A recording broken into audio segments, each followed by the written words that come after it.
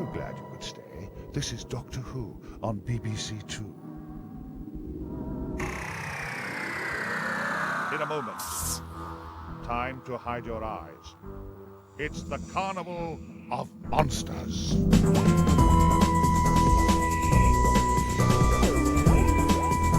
Then, open your eyes. Where have you brought me to this time, old girl? Whoa! It's the pathetic aliens. Oh. Want to get away from it all? Build yourself a TARDIS. Get back! And run for your life. The Daleks are coming. Takes all sorts to make a universe. One or two of my best friends were human. As for Daleks, Cybermen, Zygons, dreadful. Dreadful. Between you and me, we couldn't live without them. No, no, no.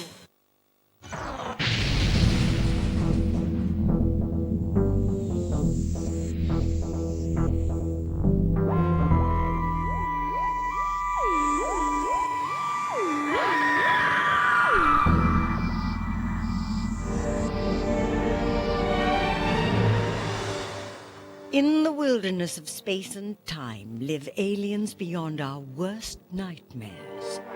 Doctor! Creatures whose sole intention is to destroy life as we know it. The Doctor dares to face these evil monsters. He is our hero. But who are these villains? Who does the Doctor fear? Meet them now in the Carnival of Monsters. Exterminate all humans! Exterminate all humans!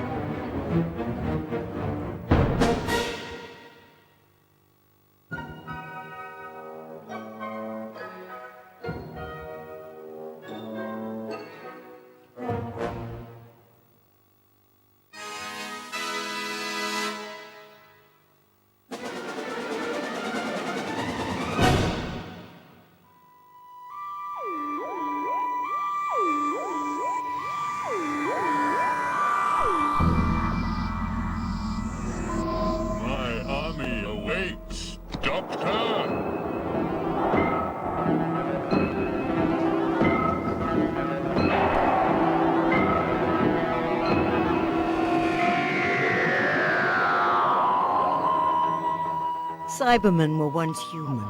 They came from the planet Mondas, a twin of our own Earth. But these cyborgs exchanged human parts for robot parts and began a terrifying transformation. Come on! What the heck? Rather than friends, they became a fearful foe. What are we gonna do? Against the wall! Remain silent, or you will die. Who the heck are you? The Cybermen first landed at the South Pole. Their planet was dying, and they sought to drain energy from ours. The evolution of the Cybermen was rapid. They became less and less human and more like robots. They even spoke like machines. We've got 2 men in space. If we don't act now, we won't get them back alive. They will not return. I eventually came up with this voice, which I based really, I thought in those days, on a sort of computer voice. So it was, we do not want you to go into that area. It was all very broken. Well, there is really no point. They could never reach us now. Care? No, why should I care? It lasted for, I think, for the one, and then we changed the voices for the next lot. We will survive. You had this head on, and the mouth was attached to your chin by a rubber strap, I suppose, or elastic or something. So when the line came that the Cyberman was supposed to say, you did that, you see, and it opened this letterbox flap. Peter Hawkins said the line off camera, and on the end of the line, you shut it. So you didn't do that, you just opened it, the line came out, and shut it. You will be on the first of a new race of Cybermen. New race of Cybermen? But we're humans, we're not like you. You will be.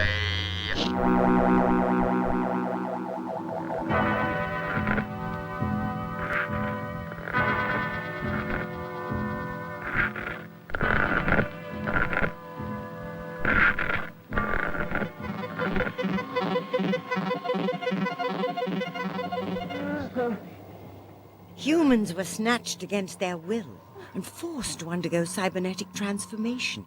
Resistance was futile.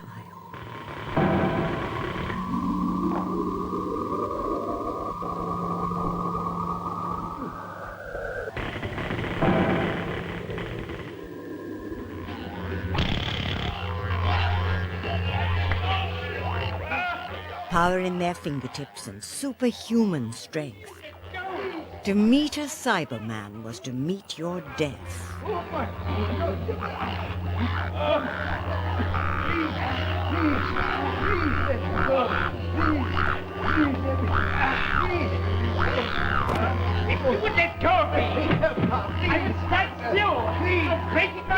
I tell everybody that I was a Cyberman because they all go, no, were you? Because it was great. It's the most scary. I think next to the Dalek was the most scariest of the Doctor Who baddies. Cybermen know no fear. Tough psychologically and physically, protected by a shell that can resist even bullets.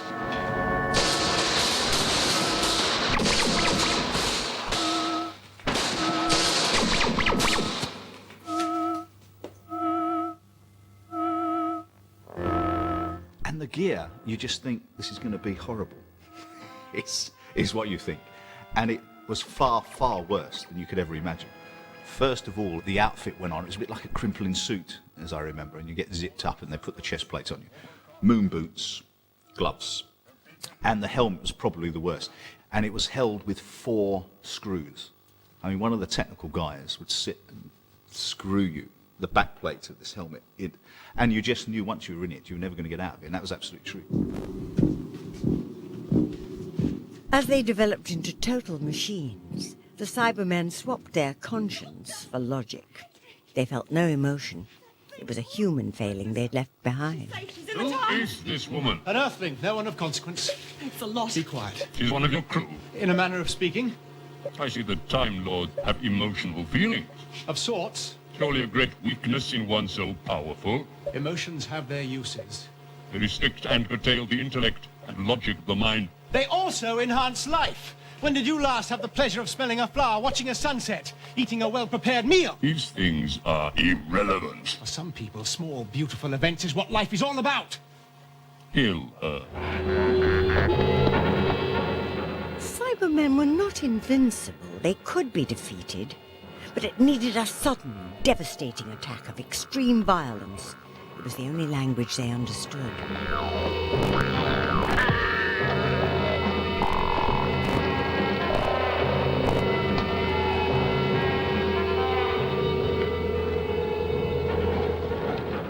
Will cost you your life.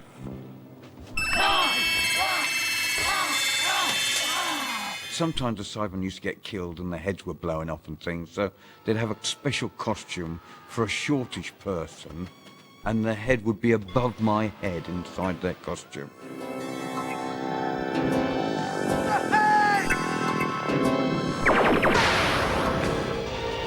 What are they? Cybermen.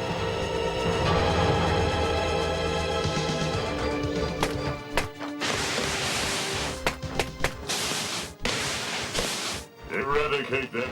The Cybermen came back, stronger and more determined. But they had a weakness for gold. Primitive arrows tipped in the precious metal could kill. And so could modern laser guns. The silver tide was driven back. For now.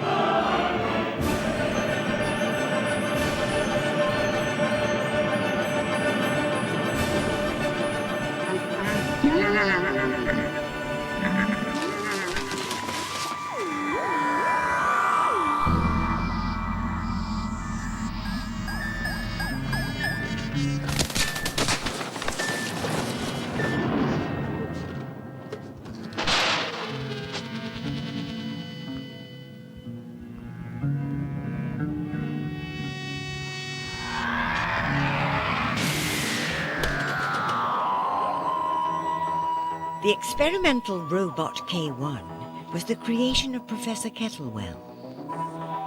But the robot was reprogrammed by the sinister Scientific Reform Society. It became their tool for seizing control of the world's nuclear power. You are an enemy. You must be destroyed. But the robot retained some of its original programming and faced a dilemma over its actions. It was very important to me that the robot had a character. It smashes up a few railway stations, you know, and stomps on people and throws people in the air and things, but basically it's got a good heart and it's misunderstood, you know. What's the matter? I have been given orders that conflict with my prime directive. Oh, no. I do not understand. Help me. This enormous robot was built of aluminium with me inside it, and because I couldn't see where I was going and had these huge articulated feet, I kept falling over and cutting myself to pieces. There were all sorts of bolts and rivets inside it, and I'd come out of the thing with blood everywhere. Oh dear, so they put a bit more padding in. But it didn't matter what they did. Wherever I fell over, I managed to cut myself again. You are an enemy of the human race. I must destroy you. Please do not resist. I do not wish to cause you unnecessary pain. It isn't human, you know. It has no feelings. Oh, it's got a brain, hasn't it? It walks and talks like us. How can you be sure it doesn't have feelings, too? Are you all right? My functioning is unimpaired. Really, Miss Smith, this is absurd. I had it even having a kind of romance with the doctor's assistant, you know, because she's the only one who treats it kindly and it forms a sort of devotion for her. I can bring about the destruction of humanity. But do not fear, Sarah. You alone will be saved. I think just for once, we're not going to need the doctor. Armed with a disintegrator gun, the Brigadier believed he had the only weapon capable of stopping the robot, but he was wrong. On firing the ray, the robot blew up to King Kong proportions. The doctor knew better. He drove at the robot with a corrosive metal virus. It worked, and the robot was reduced to rust.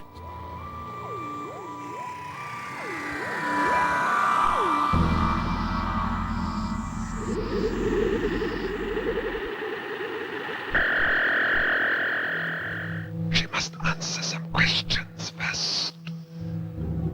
Why are they afraid?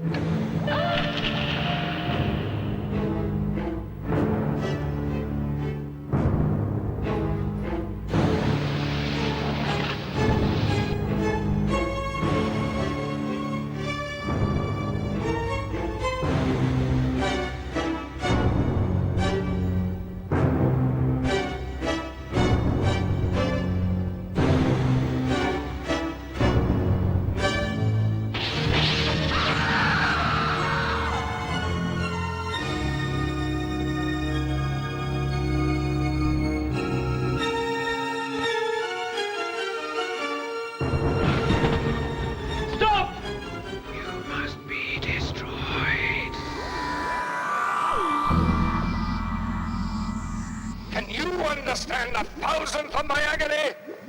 I, Morbius, who once led the High Council of the Time Lords and dreamed the greatest dreams in history, now reduced to this, to a condition where I envy a vegetable. Morbius should really be dead. He is a renegade Time Lord from Gallifrey. He was executed by his own people for his heinous crimes, but his brain survived and was rescued by the fanatical scientist Solon.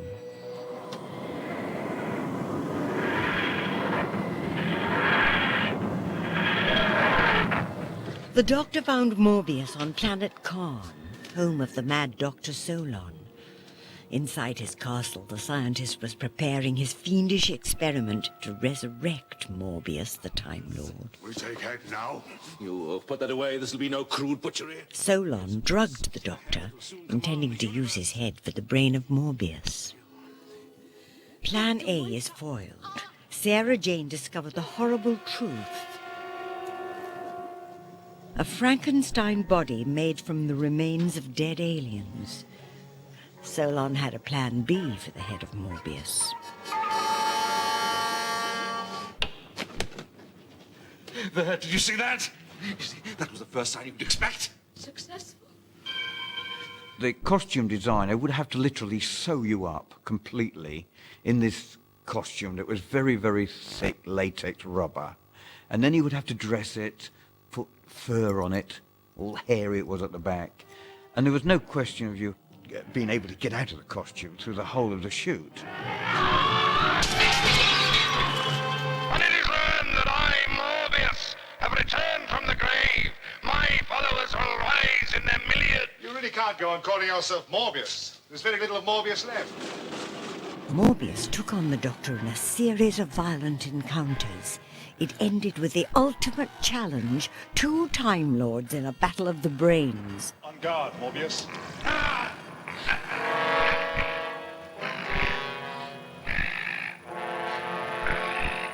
At the end of it, I had to be attacked by these nuns, flailing these lighted torches near a cliff.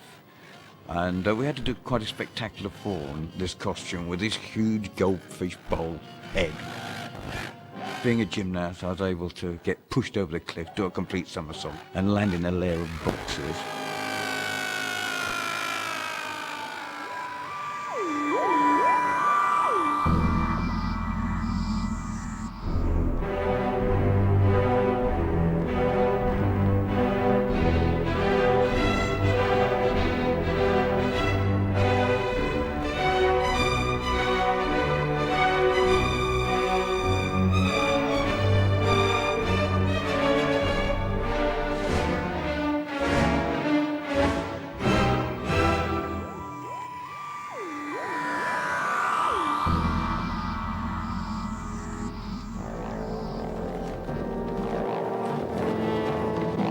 There's no advantage in killing, yet slavery is more efficient.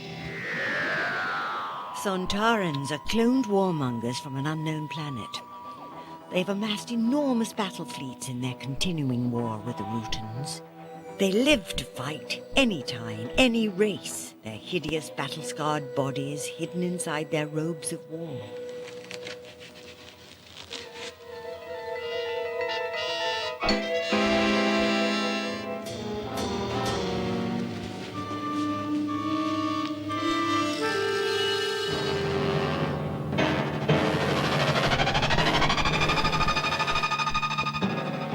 There was this idea that we would have an alien who would take his helmet off, and the head inside, under the helmet, would almost be exactly the same size as the helmet. The female of the species.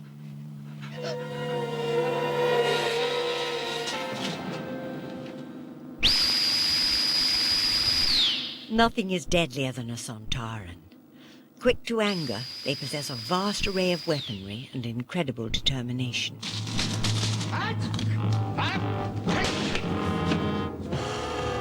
Unspeakable abomination. Words, Earthling, will never prevail against Sontaran might. Because the costumes were quite fragile, we used to have to devise these stunts in a special way, but shoot it in such a way that it didn't actually touch me, otherwise it would have torn the costume to bits.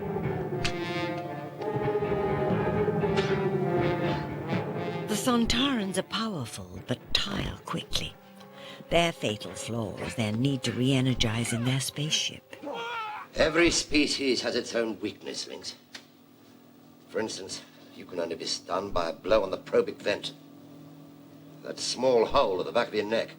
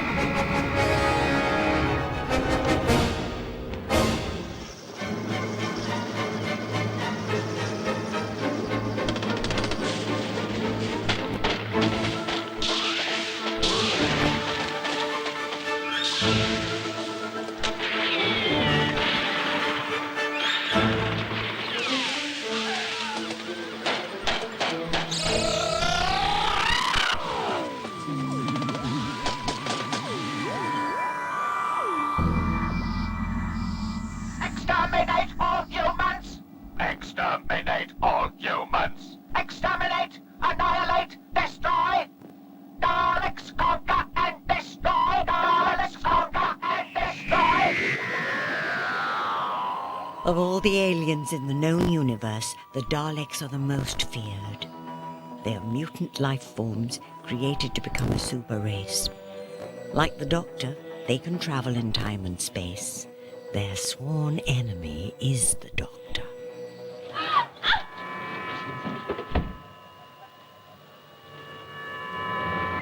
Their first epic encounter was on Skaro, the planet where the Daleks were created. You will move ahead of us and follow my directions. This way. Help me! Kill him! The Daleks are highly intelligent, technically advanced, ruthless killing machines. Resistance will be dealt with in the same way. Capsule now. The design of the Daleks is almost perfect.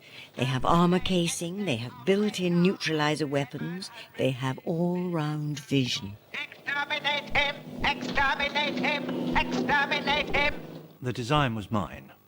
I did ring up Terry Nation at one point and said, look, I'm a bit worried about this. What do you think? What are your thoughts about this? He said, there's a show on in London at the moment called the Georgian State Dancers. There's a dance in that where the peasants come out in long skirts and they float across the stage as though they're on roller skates. He said, well, that's how I see the Dalek. You know, no legs. I still have an ongoing sort of nightmare. And it is in some place where we're in this long corridor and the Daleks are coming. And I remember when we were actually shooting it, the fear was real because they are inanimate and they are just coming, you know, and at you. And it was really quite scary. Where are the space travelers? The genius of the Dalek, of course, is that it didn't look like somebody in a suit. If you wrote down the description, people would say, what's scary about that? The Daleks are strategic experts. They retain the element of surprise. The sound of a Dalek is the last sound you can expect to hear. You will obey! You will obey! We are the masters of Earth. I perhaps do 2 or 3 voices, and I do one talking to another one, and altering the tone of things as it went along. So you'd have a high-pitched Dalek and a lower-pitched Dalek, and one who wasn't quite as secure as the others. It was quite fascinating to do that. Speed expansion, primary neutrino release. Core collapse, instigated. Danger, instability, reaction out of control. Home planet Skaro about to vaporize. There is no lighter side to a Dalek, you know, they're pure evil, they're just downright bad, you know, and I think that appeals to people, especially to kids. They're totally black-hearted. Just as I thought. A humanoid? Yes. Davros, the evil genius who created the Daleks. Davros was the brilliant head of the Khaled science elite. After centuries of war with the Thals, the Khaleds were almost finished. The Daleks were his solution to their survival. Now, I am going to turn the machine over to total self-control.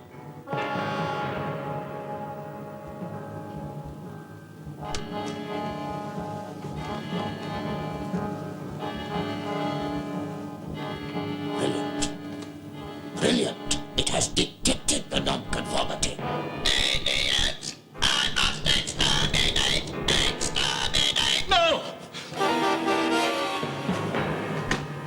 You dare to interfere. You have the audacity to interrupt one of my experiments. But it would have destroyed him. So you think the saving of a worthless life more important than the progress we have made? But Davros had created a monster. The Daleks were soon out of his control. Exterminate! I am your creator! You must, you will obey me! We obey no one! We are the superior beings!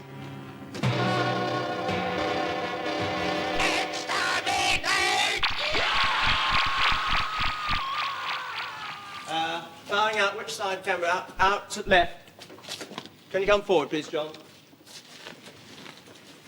I always say it would help if you'd been an octopus, because you sat in the machine, tied yourself onto a little seat, wore rubber-soled shoes so that you could trundle along.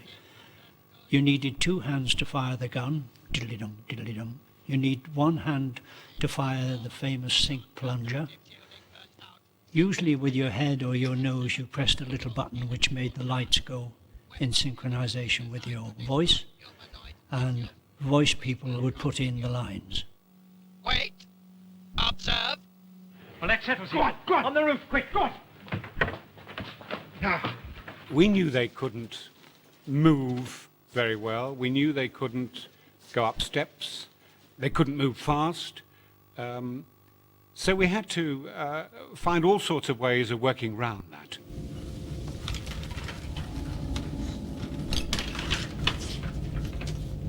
If you're supposed to be the superior race of the universe, why don't you try climbing after us? Bye-bye. Children were onto it. They were always they say, do you know how to deal with dark? I'd say, no, how do you do that, Frank? And he'd say, and he'd look around very confidentially, and the kids would say, you run upstairs. And then I was, would have to be, so they told me this all the time, and I kept having to pretend to be amazed. And it was good for children to work that out, wasn't it? Because the Daleks couldn't go upstairs. Stay where you are. Do not move. Stairs! Oh, sorry. You are the Doctor. You are the enemy of the Daleks. You will be exterminated. Exterminate. Exterminate. Exterminate. Exterminate. All human female sighted on level 3. What are you calling small? Under attack. Under attack. Vision impaired. Reinforcements requested. The Daleks rained terror across the galaxies. The Time Lords decide that the Doctor should go back to the moment of their inception, to blow up their incubators on Skaro, to kill them at birth, to change the course of time. Have I that right? To destroy the Daleks, you can't doubt it. The Doctor could not play God. He let history run its course. The Daleks would lead the Carnival of Monsters.